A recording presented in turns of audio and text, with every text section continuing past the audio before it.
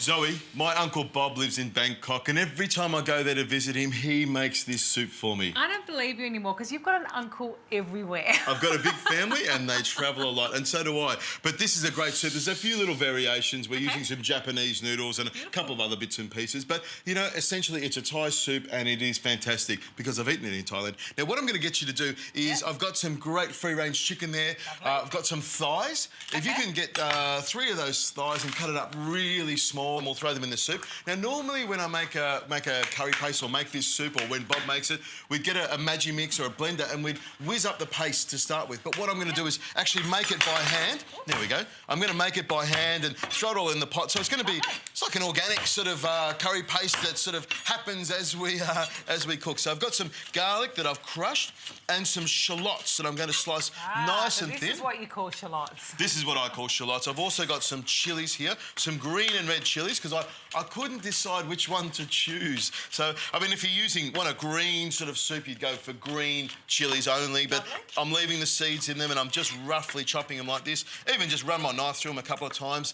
And then, of course, I've got this coriander here. I'm going to leave the leaves. I had to... That's a tongue twister, that one. Leave the leaves for later on and we'll garnish the soup with that. But the stems, which are great in flavour, and also the roots. If you want to use the roots as well, just make sure they're really well... because they're sweet. There's a beautiful flavour that way. You just have to make sure that you wash them really well to make sure that all the dirt's out of them. Now, I've got some ginger here. All I'm going to do is grate this ginger on here. Now, you can tell I'm really excited, so I better slow down just a little bit.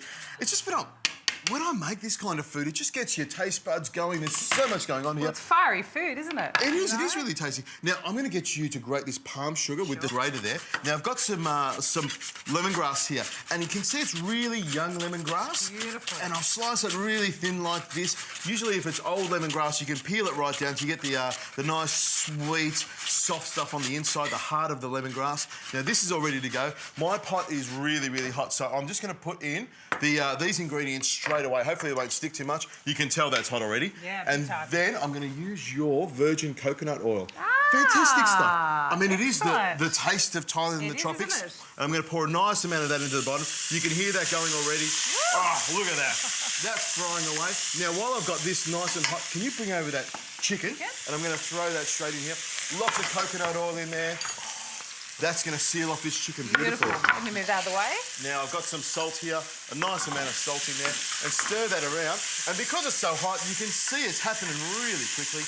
Now, to this, I'm going to add some spices because we want a lot more flavour in there. And I've got some coriander seed that's been ground. About a tablespoon, teaspoon to tablespoon of that. Okay. I've also got some powdered turmeric. Lovely. Big anti-inflammatory. Great one to have in the diet. And gives it a great colour as well. Yep, I've also got some curry powder. I'll put a tablespoon of that in because I love curry powder. In that goes. And all you need to do is stir that around. You can see beautiful smells. It's amazing, isn't it? It's going to all start to come together, all the flavours and the colour and everything. What I'm going to start to do now is start to add some liquids to it. Okay. And I've got a little bit of fish sauce, which I know the Thais love. They use plenty of fish sauce. And they have lots of different grades of fish sauce, depending on what you're using it for. The cheapest stuff for stocks and things, and the really expensive stuff for dressings and that sort of stuff. So turn that around. And you can see the chicken's cut nice and fine, so it's cooked quickly. I'm also going to add some coconut milk. So this is where you get that real richness to come in here. And you can see as soon as I add this, it makes it nice and creamy. And it comes to the boil almost straight away. That's how hot this is. It's about a cup and a bit. There we go. I love it. I'll add the rest in. There we go. What is this? 250 mils, that's a cup. In it goes. Now, Zoe, I've got some lovely chicken stock there. Yes. So I'm going to add this to it. Of course, I love this because you always make your own chicken stock. It's so easy. It's inexpensive.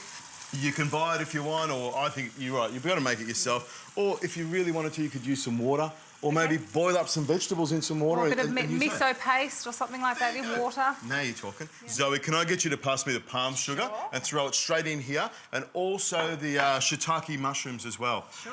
Now I'm going to let this simmer for about 10 minutes, and that'll let the chicken thighs cook to become nice and tender, and everything to sort of come together and taste beautiful.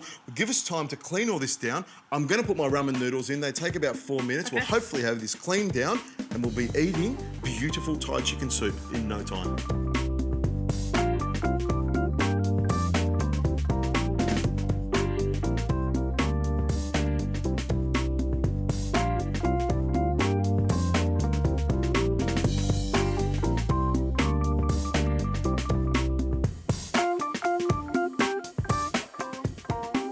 Okay, Zoe, it's ready to go. I'm going Smells great. throw this bok choy in, throw these snow peas in. I've got some water chestnuts here, nice and crunchy. I love water chestnut. In they go as well. They cook really well, give it a lovely fresh sort of flavour. And I've got this coriander. I'll just twist that and stir it in. Now these veggies, I just want them to colour a little bit and just warm up. I don't want them to cook and become soggy. Pass those bowls over, please, Zoe.